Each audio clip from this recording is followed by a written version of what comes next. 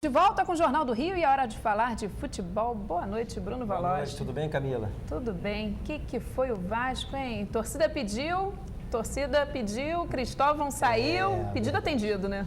Pois é, a goleada de 4-0 para o Bahia não teve jeito, né? O Cristóvão acabou pedindo demissão esta tarde em São Januário, o pedido foi aceito pelo presidente do Vasco, Roberto Dinamite, e o Vasco, nesse momento, está sem treinador. O gaúcho, que dirige a equipe de base do Vasco, deve comandar o time contra o Palmeiras na quarta-feira.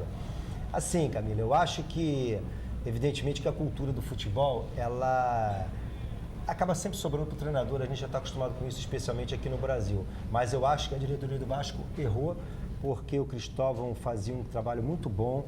O Cristóvão não é o único culpado por esse momento negativo que passa o Vasco. Ele não pode ser culpado pela venda do Diego Souza, pela venda do Rômulo, pela saída do Alan e de outros jogadores. O Vasco não conseguiu recompor o seu elenco, não conseguiu contratar algumas peças importantes e acabou sobrando para o treinador. Acho que foi uma baita de uma incoerência e só o futuro vai dizer se o Vasco vai conseguir seguir aí a sua trilha no G4 ou não. Agora, uma coisa a gente tem que deixar claro, perder para o Bahia de 4-0 dentro de casa, realmente, dificilmente outro treinador resistiria a tanta pressão, né, cara? Perfeito. Vamos falar do Fluminense, mais líder do que nunca. Fred, artilheiro do campeonato, 11 gols. É verdade. O Fred está numa fase muito boa, é um jogador diferenciado. Agora, quem de fato continua jogando muito bem é o Wellington Nem.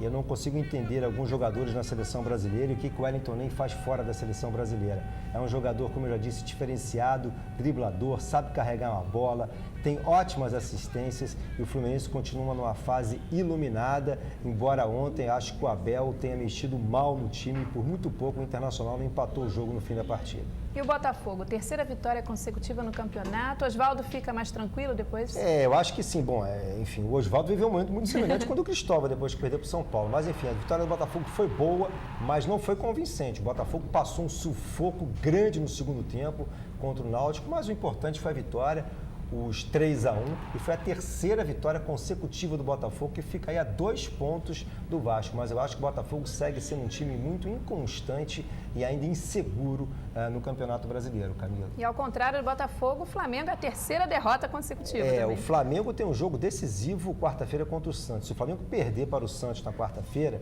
e possivelmente o Neymar deve voltar ao time do Santos na quarta-feira, na partida na Vila Belmiro, aí sim eu acho que o Flamengo deve se preocupar de fato. Essa jogada do Wellington foi bizonha, ridícula, e o Flamengo tem seríssimos problemas de padrão de jogo. Não só falta ao Flamengo camisa 10, falta ao Flamengo várias outras situações. Acho que o Dorival Júnior não conseguiu encontrar a formação ideal e, sinceramente, acho que se o Flamengo perder para o Santos na quarta-feira, aí de fato, Camila, terá que se preocupar com a zona de rebaixamento. Porque o Flamengo hoje tem 27 pontos, o Coritiba tem 25, o Bahia venceu o Vasco, as equipes estão se aproximando e não tem mais essa, time grande não cai. Cai e cai mesmo. Com certeza, a gente vê aí toda hora, né? Uhum. Obrigada, Valois.